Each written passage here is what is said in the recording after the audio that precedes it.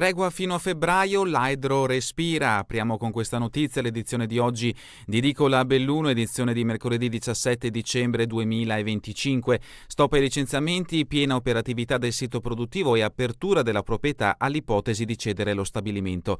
L'accordo raggiunto nel corso del tavolo tecnico in regione fra aziende e sindacati, la sindaca Fusaro, passo avanti concreto. Stop ai licenziamenti e piena operatività del sito produttivo di Feltre fino a febbraio con un'apertura della proprietà Hydro.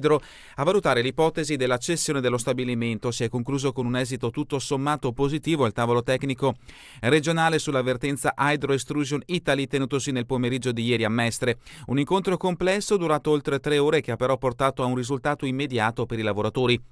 L'azienda non avvierà per il momento le procedure di licenziamento collettivo fino a febbraio, esito non certo scontato dopo le tensioni delle ultime settimane culminate nello sciopero e nel blocco dei cancelli durato giorni. Ma il dialogo aperto nel corso dell'incontro nella sede di Confindustria a Feltre con le organizzazioni sindacali e il successivo incontro con l'amministrazione comunale hanno dato i loro frutti. Il sindaco di Feltre, Viviana Fusaro, a margine dell'incontro di ieri, sottolinea il risultato, per quanto parziale, appena raggiunto.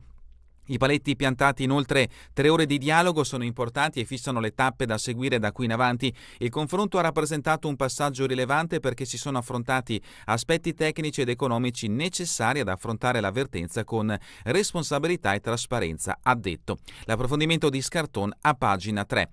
E rimaniamo sulla prima pagina del Gazzettino di Belluno, in questo caso altro richiamo che ci porta nuovamente a Feltre, nuove infiltrazioni, il teatro non trema, eventi confermati. Alcuni cupi della copertura del teatro La Sena sono instabili e favoriscono le infiltrazioni.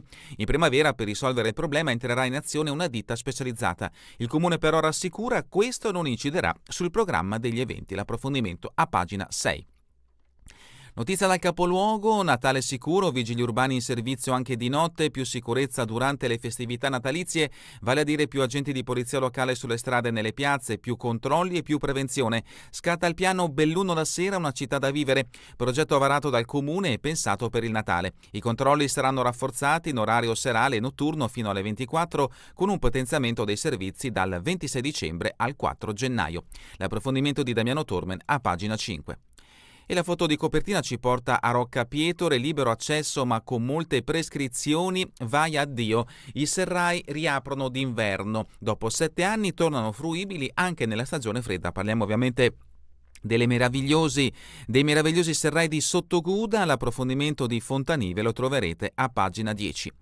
E sempre in merito alla stagione invernale, Nevegali, il caldo uccide la stagione, innevamento impossibile. Vita durissima per il Nevegali, l'inverno tarda ad arrivare, neve naturale non ce n'è e quella artificiale non si può sparare per le temperature troppo elevate.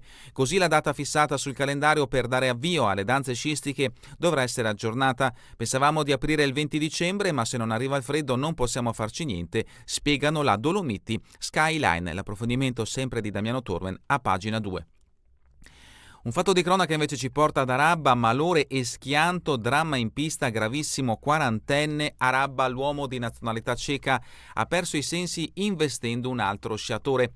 Vacanza sulla neve e rischia di trasformarsi in tragedia per un turista 40enne della Repubblica Ceca. L'uomo alle 11 di ieri ha accusato un malore dopo aver perso il controllo degli sci e è andato a sbattere contro un altro sciatore. La centrale di Pieve ha inviato sul posto l'elicottero, ma quando il medico si è reso conto della gravità dei traumi, ha subito disposto il trasferimento dello sfortunato sciatore all'ospedale Ca' Fonsero di Treviso, dove versa in prognosi riservata. L'approfondimento a pagina 9.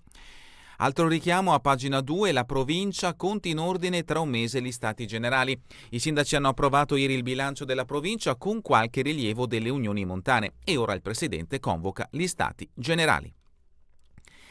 6 mesi senza stipendio, stancati i furbetti del cartellino. L'articolo di Scarton a pagina 7. Furbetti del cartellino, caso chiuso ma 6 mesi senza stipendio. Il giudice del Tribunale di Belluno ha pronunciato la sentenza di estinzione del reato di truffa aggravata in quanto i 4 dipendenti del comune di Feltre hanno già svolto i 6 mesi di lavori socialmente utili in sostituzione della pena. In queste settimane però non si è chiuso solamente il procedimento penale ma anche quello disciplinare avviato dal comune di Feltre. Dopo una pena esemplare con la sospensione dello stipendio per 6 mesi, 3 dei 4 dipendenti sono tornati regolarmente al lavoro, mentre uno si è avviato al pensionamento.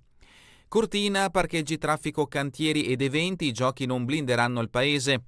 Nei giorni delle Olimpiadi e Paralimpiadi invernali 2026 Cortina non sarà blindata, non ci sarà il blocco delle attività, persino i cantieri edili potranno continuare a lavorare. Sono alcune delle rassicurazioni emerse ieri nell'incontro Road to Cortina 2026, una serata di informazione sull'avvicinamento ai giochi. L'approfondimento di Dibona a pagina 11.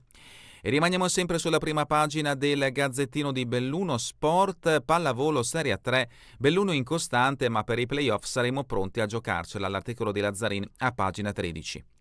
La storia, Baita Gigio Piccol, 30 anni di incanto e accoglienza, l'approfondimento di Fontanive a pagina 14. E ancora al pago, Giovanni Santini firma questo articolo che troverete a pagina 9, dalla mostra di foto d'epoca al restyling del campanile, quasi mezzo secolo di immagini dei bambini di Tignes, fornite da oltre 100 famiglie, permetteranno l'intervento di recupero. Questa quindi la prima pagina del Gazzettino di Belluno. Passiamo adesso alla prima pagina del Corriere delle Alpi. Anche il Corriere delle Alpi dedica spazio, come giusto che fosse, alla notizia riferita ad un aggiornamento della multinazionale Hydro che ha una sede a Feltre. Hydro, tregua fino a febbraio. La multinazionale conferma la chiusura ma apre uno spiraglio per la vendita. Ieri il tavolo a Venezia, produzione a pieno regime per un altro mese, stop ai licenziamenti collettivi. L'articolo di Curto a pagina 24. Richiamo simile che troviamo anche sulla prima pagina del Corriere. La stagione su Nevegal fa troppo caldo, cannoni fermi, l'approfondimento di Alessia Forzin a pagina 19.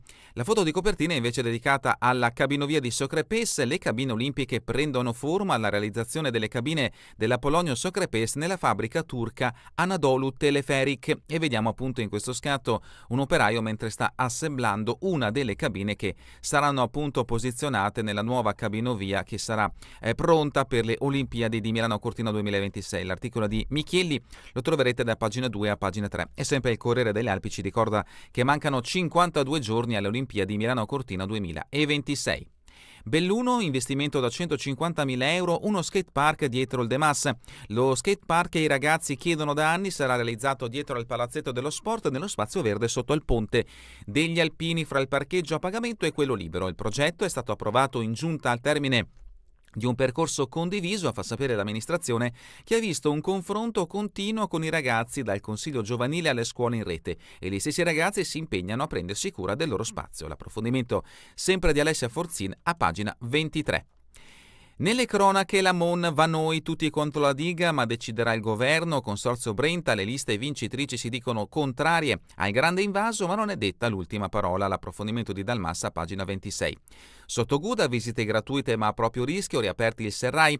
Il sindaco Davare ha aperto ufficialmente ieri il paradiso dei ghiacciatori con le spettacolari cascate di ghiaccio. L'articolo a pagina 30. E a pagina 21 un articolo invece di Sosso, fatto di cronaca giudiziaria. Mi ha stuprata sul divano, l'ex marito finisce nei guai. Con la scusa di visitare i figli, l'uomo avrebbe abusato della donna. Lei ha presentato querela. L'articolo appunto a pagina 21.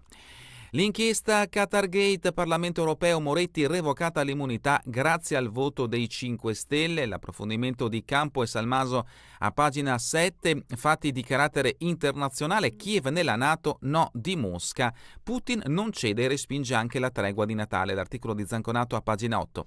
E ancora per quanto riguarda la politica nazionale, Piovan firma questo articolo che troverete a pagina 11. Manovra stretta sulle pensioni, maxi emendamento penalizzato il riscatto della laurea. È davvero tutto per questa edizione di Edicola Belluno. Vi ricordo che torneremo in replica questa sera via streaming alle 20, domani mattina all'1 ora locale italiana. A voi tutti un buon proseguimento di giornata e una buona lettura con i quotidiani della provincia di Belluno, il Gazzettino ed il Corriere delle Alpi.